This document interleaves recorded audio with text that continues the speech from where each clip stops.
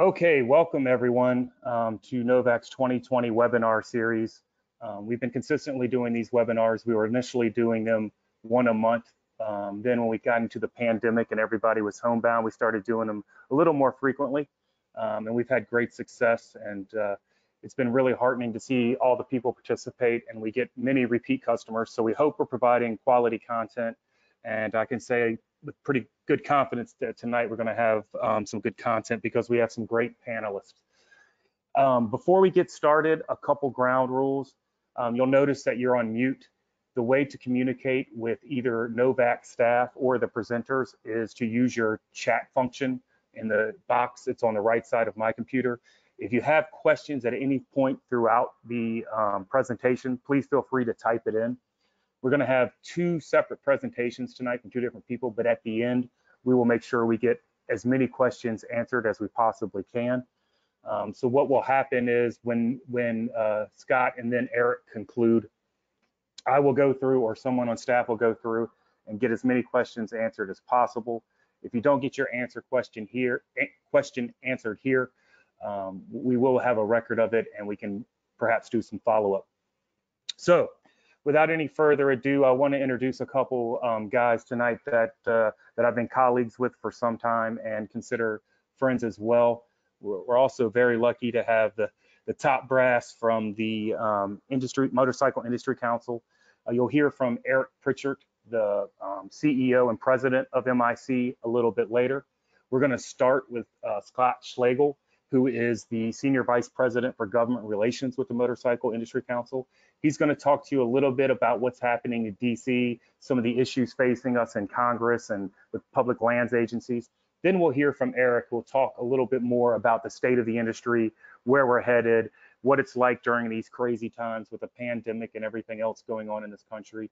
And we can get a sense of how the motorcycle industry is moving along. So without further ado, if Scott is ready, I will turn it over to him. Great. Well, thank you, Dwayne, for the introduction, and thanks for the invitation to speak to you guys tonight. Really appreciated the opportunity last year to be with you in Reno. Had a great event there. Sorry that you had to postpone next week's conference, but I guess that's a sign of the times, the way things are going right now. Next slide, please. So after we were with you in Reno, we closed out the year very strongly. We were looking forward to a great 2020 until COVID-19 hit, of course. In March, we were just days away from our hosting our annual MIC fly-in in Washington, D.C., when we had to pull everything down. Eric immediately directed us to change gears into a mode of how do we best serve the industry and our members during the COVID-19 pandemic, which is what we did. And we quickly built out a COVID-19 resource page on the mic.org website that includes information about government resources that are available through the CDC, the Small Business Administration, Department of Treasury, Department of Health and Homeland Security, and information on the Paycheck Protection Program, their applications, and other resources that we all put up on the website at mic.org. That's all out in front of the paywall. We also built out two interactive maps that you can click on to find information about the status of state restrictions and what's going on in your state right now. That's the map that you see on the left. And then there's information on the state level funding and assistance that's been passed by many of the states and made available for small businesses, as well as the state of OHV parks and trails. And that's in the map that you see there on the right. And this is updated daily. Every single day, our staff is going through the latest updates, providing that to the IT folks and putting it up on the map. So even if you're not a member, please go to the mic.org website and check it out. And there may be some good resources there for you to use.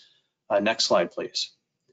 So again, as the pandemic hit, Eric immediately wrote to every governor in the country asking that power sports facilities be kept open during the pandemic.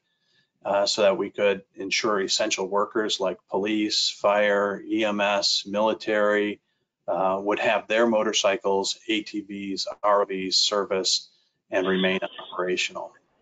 I participated in twice weekly conference calls with the Department of Homeland Security, and sent emails and letters to them asking that they include power sports as part of their CISA guidance, which 34 states use as their determining factor for defining essential employees. And after several weeks of back and forth with them and getting onto one of the conference calls where I was able to ask a question, DHS finally revised their guidance and included our power sports workers as essential. And this was really critical because it helped to ensure that dealerships and service shops remained open and were able to reopen in some states as essential employees during the pandemic. Next slide. So while we were building out our new resources to address the COVID-19 pandemic, we also had to keep a number of other balls in the air on a host of issues, one of them being tariffs. As you all probably know, tariffs are taxes. They're taxes that are put on as a result of trade disputes that are going on. And this administration has proposed a ton of taxes or tariffs in response to various trade disputes with China and the European Union. Twice last year, the U.S. Trade Representative proposed tariffs of up to 100% on all parts and accessories from the EU and Britain, as well as on all motorcycles 500 to 700 cc's from the EU and Britain. Twice we beat that back, but then again, in the midst of the COVID pandemic this spring, the USTR again proposed adding motorcycle parts and accessories to the tariff list. So this means that your KTM, Moto Guzzi, Piaggio, Aprilia, BMW, or Triumph bikes could double in price if this goes into effect.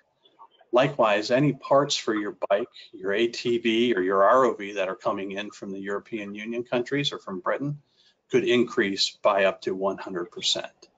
So we've been fighting this, and why is it that they proposed these massive tax increases on our vehicles and parts? Because they're upset about subsidies that are paid by EU countries to Airbus for the manufacture of wide-body aircraft. So this has nothing to do with the power sports industry, but they're trying to suck us in into this to completely unrelated trade dispute. So we were able to get 100 individuals, dealerships, and manufacturers to weigh in opposing the proposed tariffs. And we'll find out likely a little bit later this week whether or not those tariffs will go into effect or whether we will have dodged a bullet yet again. Next slide, please. Another tariff battle that we've been fighting is hundreds of billions of dollars worth of goods from China that now have additional taxes slapped on them in the range of 10 to 30%. One of the numerous power sports items captured by tariffs are helmets. And there are no DOT motorcycle helmet manufacturers in the United States, and a huge portion of the DOT approved helmets that are out there are actually made in China. So we had 4 companies as well as other power sports interests testify last June, a year ago, in June of 2019, opposing the tariffs because, again, there are no American manufacturers to source from. Finally, in May of this year, the USTR granted an exclusion for some helmets coming in from China, but not for others. So the exclusion expires on September 1st. And last month, we got more than 24 companies and individuals to submit testimony requesting that those tariff exclusions be extended beyond September 1st, and that the other helmets that are being taxed right now not have those taxes, that they also get an exclusion from that. So we all agree that China's unfair trading practices need to be addressed, but taxing critical safety gear like helmets just is not the way to do it, especially when there are, as I said, no American companies that they're competing with. Next slide, please. So enough of the bad news. Let's focus on some of the positive news. So for those of you that were at Novex conference last week, you're going to recognize this picture that I took up on Prison Hill during the fantastic education event that Dwayne and the gang put together out there. It was a really nice event. The Great American Outdoors Act was signed into law recently, bringing much needed funding to outdoor recreation.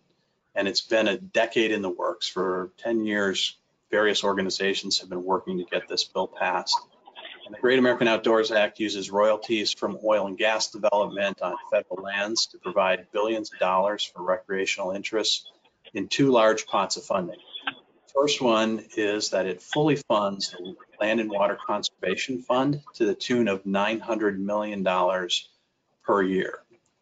The second is that it creates the National Parks and Public Lands Legacy Restoration Fund to provide needed maintenance for critical facilities and infrastructure in our national parks, national forests, wildlife refuge, recreation areas, etc.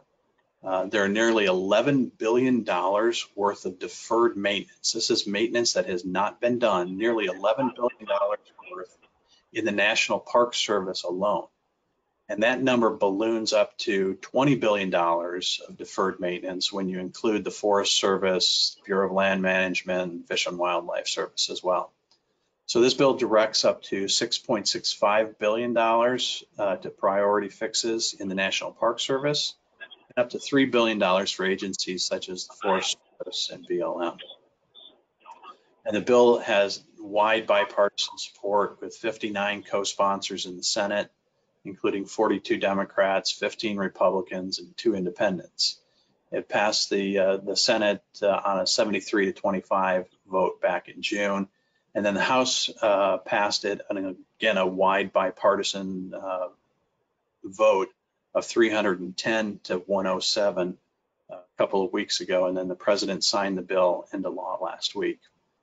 So now that the bill's been signed into law, MIC, SVIA, ROVA, and ARA will all work together with the Outdoor Recreation Roundtable, known as ORR, and their partners to ensure that the power sports projects get their fair share of the new funding.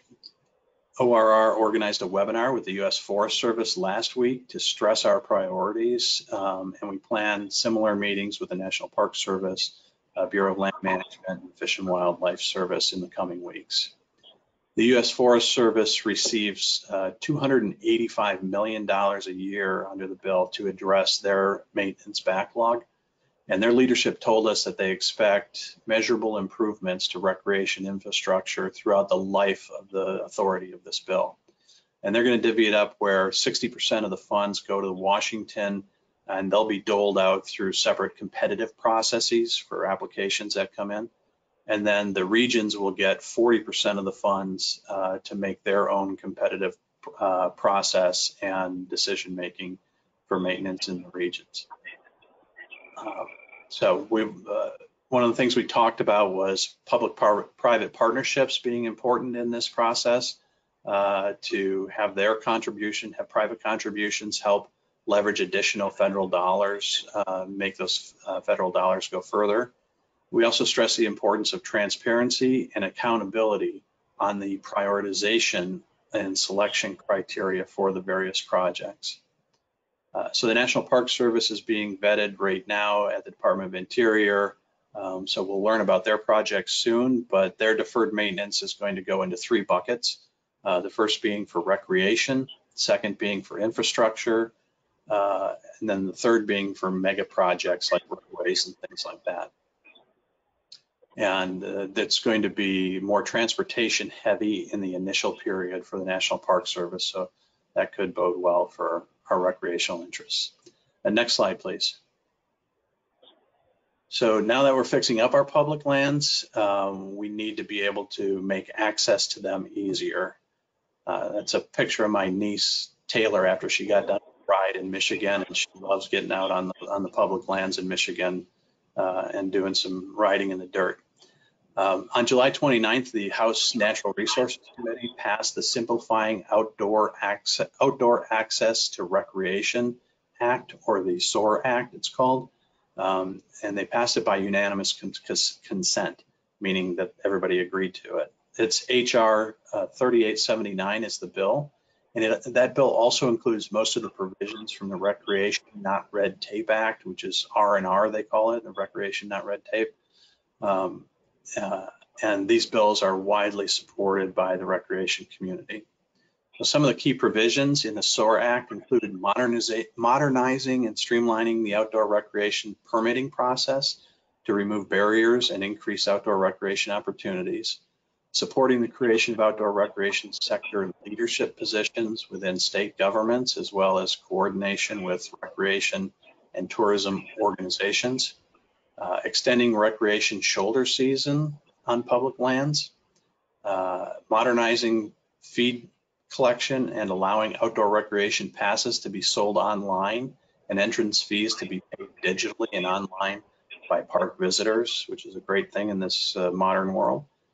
Helping service members and veterans access the outdoors for health and wellness, and encouraging federal agencies to hire veterans in positions related to the management of federal recreational lands and waters. Establishing an interagency trail management plan to manage and maintain in uniform and consistent manner trails that cross jurisdictional boundaries between federal and federal land management agencies. And lastly, creating outdoor recreation performance metrics for federal land managers to ensure that outdoor recreation is actually being prioritized and promoted on federal lands. So great bill. The SOAR Act now awaits its vote in the House, on the full House floor, and it's hopeful that we can get that passed by the end of the year through the House and Senate. Next slide, please. The Recreational Trails Program, or RTP, is among one of our top legislative priorities. It needs to be reauthorized by the end of the fiscal year on September 30th as part of a new multi-year transportation reauthorization bill. Most of you are familiar with the RTP, but I'll give you a quick overview for anyone who may not be on the call. The RTP is funded with gas tax dollars that we pay when fueling up our motorcycles, ATVs, ROVs, snowmobiles, etc. And a portion of that gas tax goes into the RTP, the Recreational Trails Program, which is then used for trail construction, maintenance, bridges, crossings, trailheads, etc. The funding gets sent then to the states on a formula basis, who administer the programs and determine which projects to fund. And each state has to follow some rules, including using 30% of the funds for motorized trails, 30% for non-motorized trails, and the remaining 40% can be for mixed use trails, which could include motorized and non-motorized, or it could include ATVs in the summer and snowmobiles in the winter. So the RTP is currently funded at $85 million a year, but it's estimated that we pay $300 million a year in recreational gas taxes. So we're trying to get Congress to increase the amount of funding in the RTP.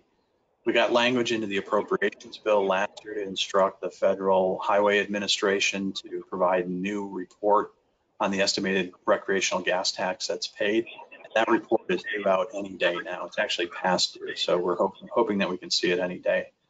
And we've also worked with the House and Senate to be included in their transportation reauthorization bills. The good news is that in the House Transportation Reauthorization Bill called the INVEST Bill, it includes a 75% increase in funding for the RTP from 85 million up to 150 million, which would be a great win if we can hold that language and get that passed into law. But we've got a long way to go with this still, so you'll be hearing from us and from Dwayne, I'm sure, about this in the coming months.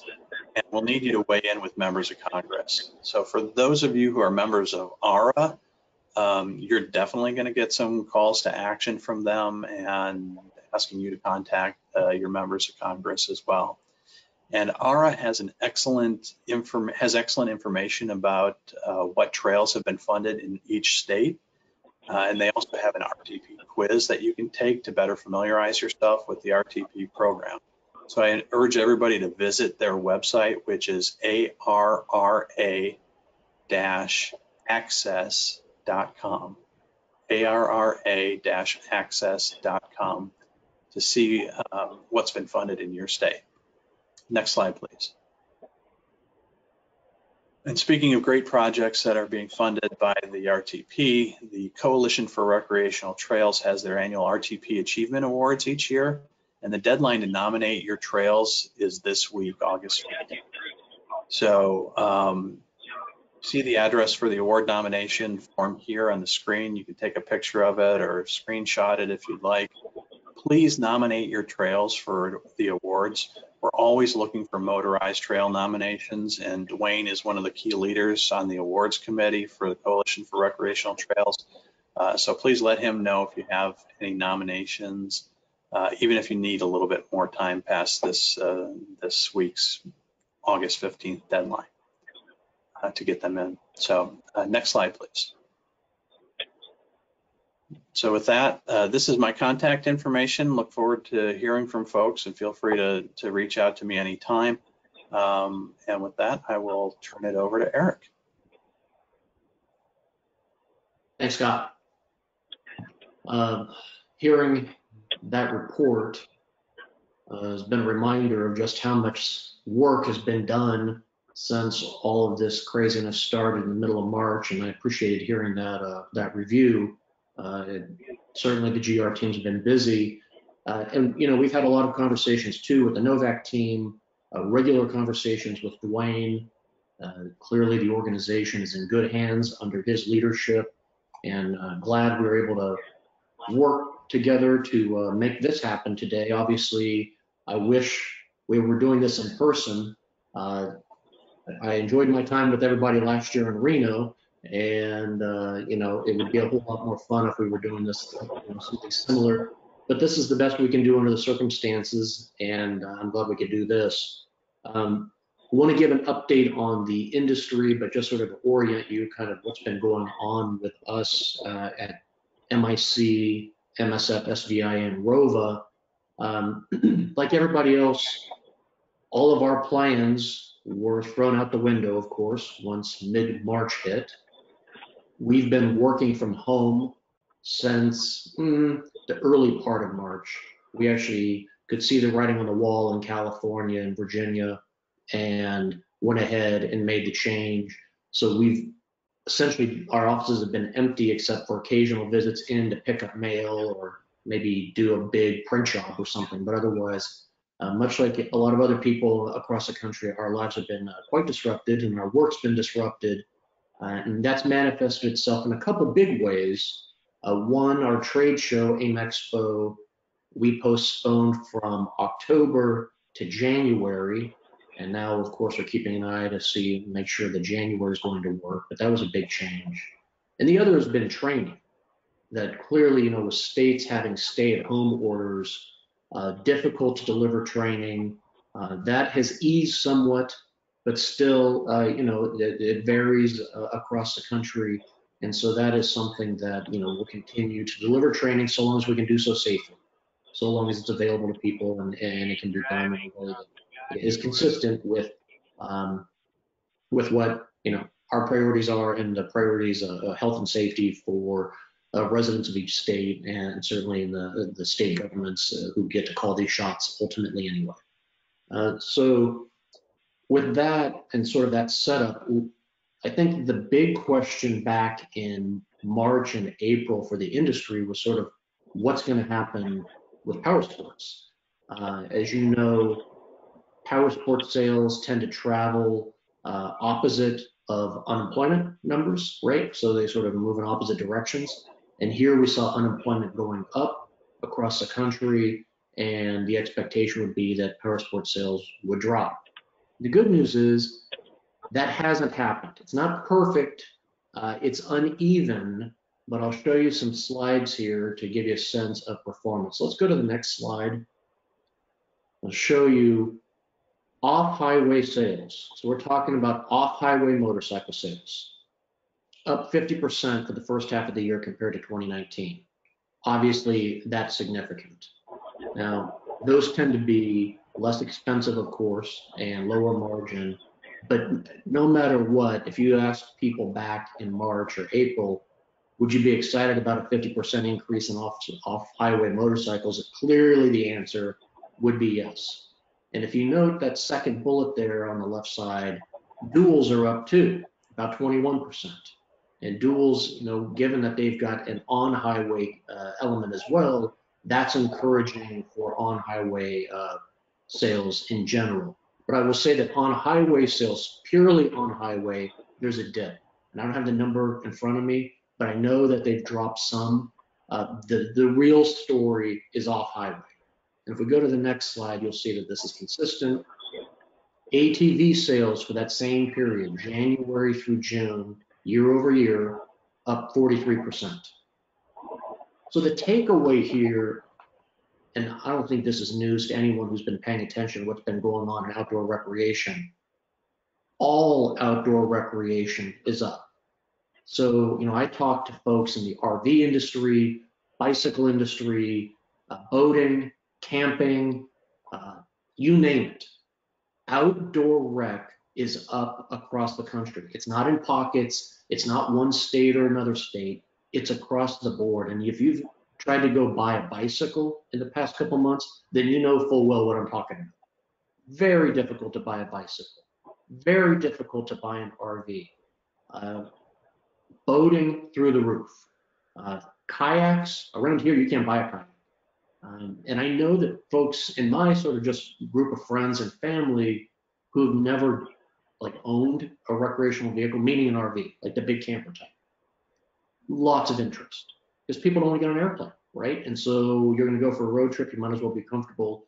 Lots of activity there. And of course, the RV space and our space, there's a lot of overlap. If you were to do a Venn diagram of who owns an RV and who owns either an ATV or a side-by-side or a dirt bike, there'd be a lot of overlap. Because, those vehicles are used to get our vehicles someplace fun. So there'll be some interesting things to see coming out of this. Clearly, the number one question is this a blip or is this sustained? People are dying to be outside. People are dying to have fun with family members and friends, and they want to still maintain physical distancing, right? You can't play stick and ball sports. So what are you going to do? Well, you do activities with other people where you're together but separate. And when you think about, the gear we wear, a helmet is essentially, you got a face mask right there right away without doing anything special. And if you're on your dirt bike and your friend's on his or her dirt bike, well, then you're out having fun together, but there's some separation there. And so that certainly has been attractive to people for what we have, for what all the people on this call, are interested in. But it's true for all these other things too, whether it's a boat or it's a kayak or it's a mountain bike or road bike. There's lots and lots of interest in outdoor rec. You're just seeing a lot of people putting down their screens and getting outside because everybody's tired of being indoors.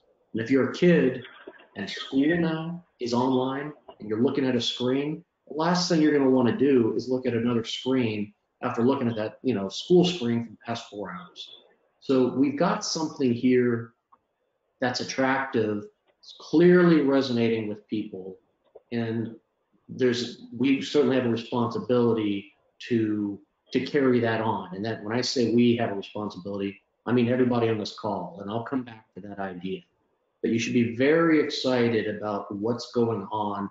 I don't have side-by-side sales data, but I know it's up. It's up. I don't know that it's similar, but it's up quite a bit because it's the same exact kind of demand. So if you're looking at dirt bikes, ATVs, and side-by-sides, all good news. Let's go to the next slide. So you've probably heard me talk, and if not at Novak, then elsewhere, about this ridership campaign that the MIC worked on last year with the intention of launching this year. Essentially, this is this whole idea of how do we get more people interested in what we do, right? And we describe ridership, more riders riding more. So more riders means let's bring in new riders, and riding more means take current riders or lapsed riders and let's get them excited again. So we worked with various outside experts. We came up with essentially 4 steps to becoming a rider, right? So we're taking somebody who is square zero, very beginning. So first you got to inspire them, right? You got to inspire them to even notice motorcycles or ATVs or side-by-sides. Then you have to have resources to allow them to explore it, right? Is this something I would like? You have to then engage them. So you have to give them opportunities to learn how to ride, opportunities for training, opportunities for access to try it out. And then you want to integrate them. So if you've got somebody who's gotten inspired, they've explored, they're engaged, now we got to bring them into the fold, right? Well, this pandemic has changed the dynamic of this ridership work some, because as you can see from the sales numbers I just shared, we've got people who've already jumped ahead, because we know for a fact that not all those people buying those vehicles are returning. We know that there's a chunk of them that are brand new. Some of that is reporting we're getting back, and some of it's purely anecdotal.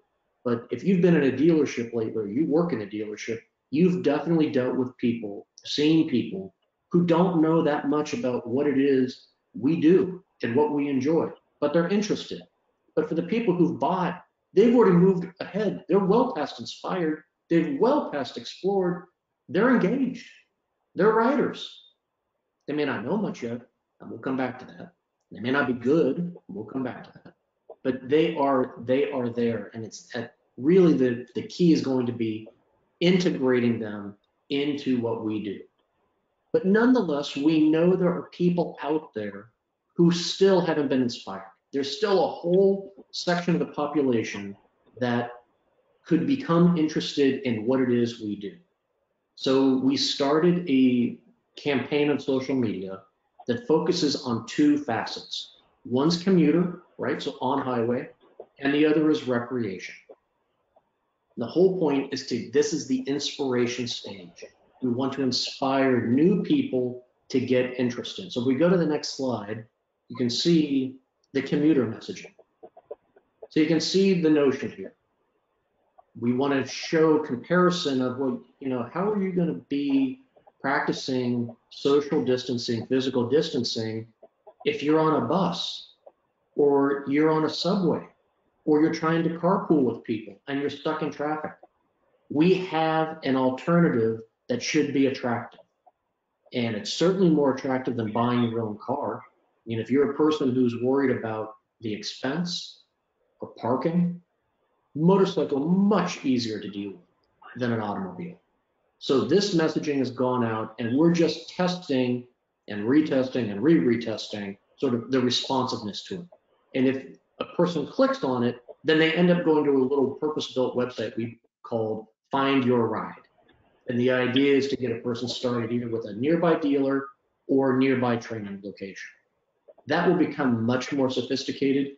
This is still very much, let's test and see how this works and what people respond to and don't respond to. So let's go to the next slide, and I'll show you the next phase. And that's recreational distancing. So you can't go to a concert. You can't go to a big sporting event. You're not going to go to a fair. So do these things instead. Go out on a dirt bike, go out on an ATV, take out a side-by-side, and have fun that way.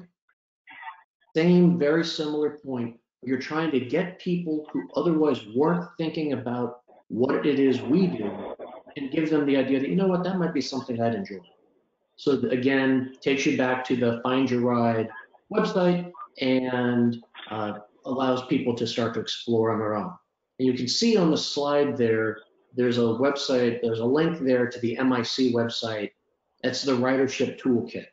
This messaging is available for free for the industry to use. So you want to use this and put it out messaging like this, have at it. It's there, you can download it and use it. Consistent with what we're trying to do here, right? Which is make this industry bigger and stronger. And the more of us there are, the better we're going to be taken seriously, whether it's in DC or in state houses, because we're just going to have so many people who are interested in what it is we're doing. They're going to demand access. They're going to demand good places to ride. They're going to demand that highways be safe. Let's go to the next slide. So action items. I kept this slide super simple because let's not get distracted by anything pretty, anything else. it's imperative for everybody on this call and everybody in the power sports industry. And don't care if you sell these things, if you're a land manager, if you just like to ride, you're just passionate about it. It doesn't matter. If you're part of power sports, we have got to welcome these new folks. We have got to make them feel like they are included, that there's not some cool guy or cool gal kind of barrier to get across. We hear all the time it's scary for people who are new to go into a dealership. We hear, I don't know what to buy. I don't know what gear to wear. I don't know what trails would be good for me to ride on. I don't know where I can find people I can ride with to learn how to ride. So we need to be welcoming. That means community. Each of us is part of different communities, not just geographical, but also conceptual, right? Whether it's a church community or a school district community or your neighborhood community. There will be people who will be looking for opportunities. And when they see you going out to ride, you're the kind of person they're going to want to talk to and ask, hey, how do I get into this? So we got to be welcoming, we got to create community. Part of this is teaching new people etiquette, right? We're going to have new people out on the trails who are going to do stupid things. Not because they're stupid, not because they are ill-intentioned, they just don't know. But people who don't know, who don't follow etiquette, don't just aggravate other enthusiasts, right? They aggravate the land managers. And so we've got to help avoid that mess. And it's completely avoidable. It's just a matter of education, sharing what we know. Hey, stopping somebody and saying, hey, that's not the right way to go, or you're going against the flow, or whatever it is. Let's just make sure that we pass on that etiquette. And that's part of preservation. Got to take care of trails, to help these people understand not to tear up trails, understand the responsibility to the entire community. Again, they're not going to care about the community unless they're welcomed into the community. If they're made to feel less than, or not cool, or they don't have the right or the best gear, well, then they're not going to listen. They're going to be defensive and they're going to do their own thing. And if they ruin it for everybody else, they're not going to care. So we can't let that happen. And that really comes down to integrating. If we do these things, we welcome them, we give them a sense of community. They learn the etiquette so that they're taking care of themselves and other riders, and in preserving trails and places to ride, then they're going to be integrated and they're going to care and they're going to be invested. And they're going to want to spend time doing this thing that we already love. And they're going to want to share it with the people who they know who don't do it. I mean, you know how this goes. There's a tremendous opportunity here for us all to just essentially make this thing that we do bigger and more fun and more significant, and do things that we've wanted to do, right? Whether it's opening up new trail areas, whether it's been getting a louder voice in DC so that we get our fair share of tax dollars that Scott referenced. We're clearly paying a ton more than we're getting. Well, the only way you get attention in DC is you got to have a lot of people with votes behind it to make change. And so, tremendous opportunity. Novak and members of Novak are literally just absolutely essential to this, because so many of you have so many contacts in so many states and local jurisdictions. You're perfectly positioned to help get this message out and really help everybody do this the right way.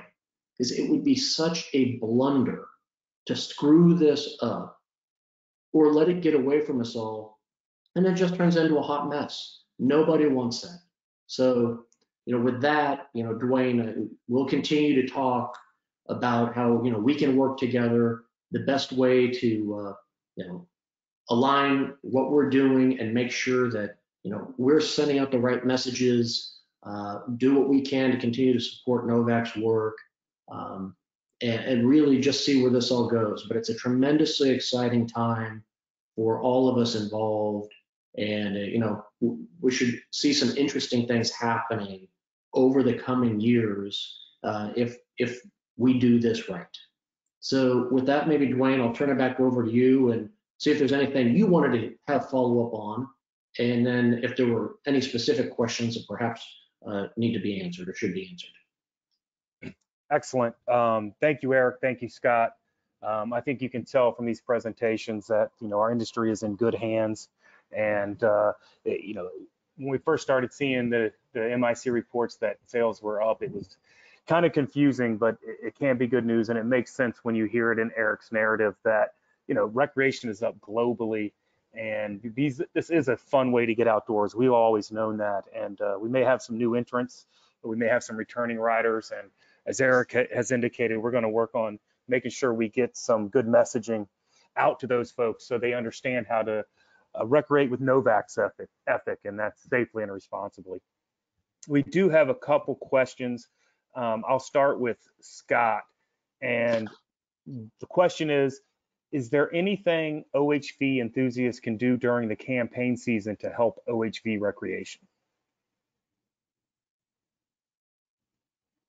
Yeah, that's a great question. Absolutely. I mean, those folks that we know are our champions and who have been supportive of our needs, get out to events that they may be at. I mean, it's very difficult these days, right, with COVID-19. Or shoot them an email on their campaign website. Let them know that you support them. Thank them for their previous support of our sport, and offer to serve as a reference, promote the recreational trails program, the RTP, for example, and let them know of legislation that's out there that's pending. More and more, we have not been able to go up to the Hill. I've been up to the Hill literally one time since I think the first weekend in March. And even when I was up there, it was to meet with Congressman from Utah, who is the co-sponsor, the lead sponsor of our legislation on the RTP, and his staff had to actually come and meet me and escort me from the door to his office, and from his office back to the door, wear masks the whole time. So everybody's doing webinars, right? Everybody's doing these online events and online fundraisers and stuff like that. So you could check their campaign website, see if they're doing a webinar or if they're going to be doing an event somewhere nearby, but reach out and thank them, and specifically mention the recreation that we do in our sport, because the more that they hear, as Eric mentioned, the more that they hear from us, those are bigger numbers, and they realize that that we actually are a force to kind of deal with. Great, thank you, Scott. And yeah, it's always good to be engaged and get on their campaign websites, as Scott indicated, and send them an email. Say, OHV recreation is important to me. How do you plan to handle that when you're elected? Maybe we'll get a good response and certainly get an idea of where the candidate stands. This one's probably for Eric. Do you have any idea, or are you aware if the production and distribution facilities for major manufacturers are operating at semi-capacity, full capacity, or shut down as a result of COVID? So I don't know the capacity levels, but I think I do know that they are functioning now. But there was a period of time back in the spring when you remember basically lots of states issued shutdown orders, stay at home. That disrupted production. And that's not just true for us, that's basically everything. It's part of the reason why you can't buy a bicycle, right? The distribution, supply chain, the production, the manufacturing, all of that was disrupted. So now I believe that they're underway, but I am concerned, when you think about global linkages, the way that stuff comes from different parts of the world, and Scott referenced tariffs and how tariffs then end up having an effect because of this sort of global supply chain. It wouldn't take much if you just had staggered outbreaks in different parts of the world to just cause complications. Not impossible, not you can't do it. It's just the complexity goes up so much that introduces time, right? And that means delay. So I think it's something we're all going to keep an eye on in light of the demand that we've seen, compared to last year. I mean, a 50% jump year over year for the first 6 months is significant. And so, we may see some interesting things happen in the second half of the year to make sure that there's the inventory available. I know I've heard from some dealerships that they literally have sold out of what they have. Some dealerships I've heard have essentially, they take in whatever inventory they can get. And so I don't think it's a case of even dealers or consumers getting to walk in and say, I want this particular model and this particular color. I don't think that kind of selection exists right now. Obviously, that will change because all of these companies and the supply chain and it goes all the way through the aftermarket, right? It's all the way up and down that this gets worked out because people are motivated to work it out. But it's complex, and everybody in the industry, I guarantee you, wants to make sure that their products are available because for obvious reasons, in light of the demand. And I'm sure they're doing everything they can, but I would not be surprised if people in different parts of the country are having experiences where it feels like the supply has been constrained. But down to the level that's just down to that level though of actually knowing the details of supply chain and so forth ends up not really being an area that the MIC or the related entities really deal with. Great, thank you, Eric. Next one, probably for Scott, and the question is, does LWCF funding still have a requirement that it be used for land purchases?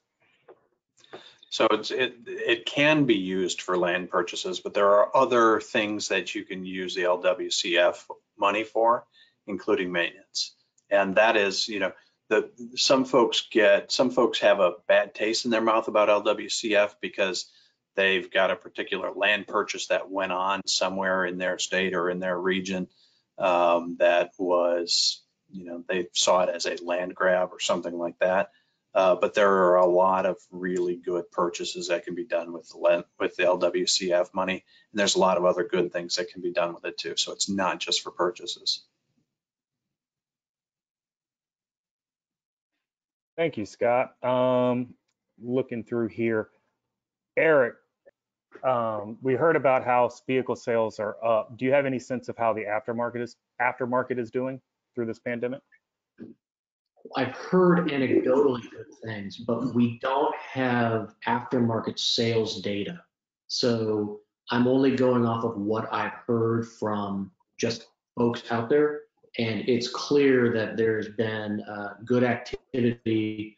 I mean, anybody who's buying a new ATV, a new dirt bike, new dual sport, side by side, it's not a big jump to be thinking about it's time for a new helmet, gloves, and all that sort of gear. And then, well, I got this time at home, and so now I'm going to make improvements. I mean, we've certainly heard from lots of dealers that their service departments are just swamped, just absolutely buried. And some of that was in the spring where people were bringing in their bikes for maintenance, right? And that was part of what Scott talked about, making folks who work at the dealerships essential workers. Part of the main motivation really was that first responders didn't have any place to take their bikes. So law enforcement, fire department, any of these folks who use ATVs, side by side, motorcycles, you name it. So they needed a place to be able to take their equipment in. So that was really the driver there. But as a result of the dealerships being open, then consumers brought their stuff in too. And my understanding is just people now, you try to get something done, you might have to shop around to find a dealership that can even just take your work in some reasonable amount of time. So all that's good. I interpolate that to mean that, that's good news for the aftermarket, for parts and accessories. And certainly new sales means, I think, parts and gear. So all that is good, but I don't have anything because we don't track it. I'm not even aware of a way to track it. Literally the sales volume or the dollar volume that we're talking about in the aftermarket. Thank you. This one's probably for Scott, and it's a question of mine because I get it a fair bit from enthusiasts, and that's Are the national OHV groups working together in any way, and if so, how? Well, I would say that, ARA and NOVAC, we obviously work very well together, as well as SVIA, ROVA.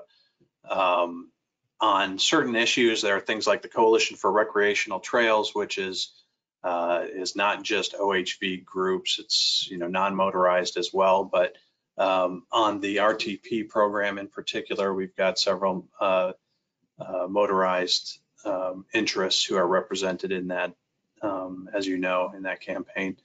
So are they working well together? I would say that the ones who are working work well together, but there's a lot of room for other folks to be reaching out to us and joining the tent and getting into the fight and joining us with some advocacy.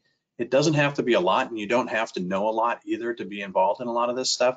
Oftentimes we'll write a sample letter for you, or on the ARA, when they send out their web alerts, that it's all you have to do is basically click a button to send a letter to your member of Congress and your 2 senators, which is really easy stuff. You can modify the letter a little bit, but there are certainly other opportunities for additional organizations to join with us to do additional advocacy. And it doesn't have to be lobbying work. It can just be, general information and sharing your list of where your OHV sites are and what your activities are that you guys do, so that we can share that with elected officials, so that they're aware that those trails exist, or that those clubs exist, and that they have events on a regular basis, and maybe they want to come out and do that. I can't tell you how often I'm in a member of Congress's office and they say, yeah, I don't like motorcycles, but I've got an ATV, or I've got a side-by-side or a UTV on my farm or my camp or my additional property, or my grandkids like to ride that. Those are all potential people for us to bring into the fold and have them advocating on our behalf. So the more that they know that you're out there and that you exist and that you've got the opportunity to engage with them, the better off we are. Thank you. And with that, we're getting close to the hour time we try to stick to. So I just want to really say thank you to Scott and Eric for participating tonight. I think you guys can all agree that the industry is in good hands. It's really comforting for me to know that Scott and his team are fighting for us in DC area, and that Eric is working with his team to do things like unveil these great ridership initiatives. Also, while always promoting, like NOVAC does, safe and responsible use. I've had the great opportunity to work with both of these guys, and they're top notch, and we're just delighted that they had the time to come and spend it with us. As I indicated at the beginning, we will have a recording of this webinar. It'll be posted to our website. Please use it if you need to. If you have people asking in your clubs or associations what's going on with industry, this would be a great place to start, and can be easily forwarded around and linked to and all that good stuff. So encourage you to visit nohvcc.org. Check out all that we offer. I'm sure most of you are regulars here in the NOVAC webinars and with our information, but we're going to continue to try to put out good stuff for you guys. And if you have any ideas about what you would like to see covered in NOVAC's ongoing webinar series, feel free to send that over. Any email you send to trailhead@nohvcc.org will be received by everyone on staff, and we will definitely get you a response. And if there's an idea and the right presenter to pull it off, we'll get that webinar scheduled. I do know that our next webinar, we don't have a date for it yet, but it will be about a new risk assessment guidance that has been issued by the U.S. Forest Service, and we're going to have some guests out of Colorado who work for the U.S. Forest Service, and I think that'll be a really interesting one. As we know, it's very important for all of us as enthusiasts to stay engaged and involved, and this new process potentially could impact the way projects are delivered on the ground. So we need to hear from them about their risk assessment, and they've agreed to do it. So I think that's a great sign, and we can hear it straight from the horse's mouth, so to speak, about how we need to engage moving forward. Finally, one last time, Eric, Scott, thank you so much. Really appreciate the time. It was great information, and we're delighted that it seems the industry and the recreation industry at large is doing well. Let's hope that keeps up. Let's hope that the Americans continue to have the kind of money at home to be able to buy these products and enjoy things. But we don't know what the future holds. But it's nice to have some encouraging news for a change. So thanks again. And with that, we will sign off. Thank you. Thank Thanks, you. Wayne.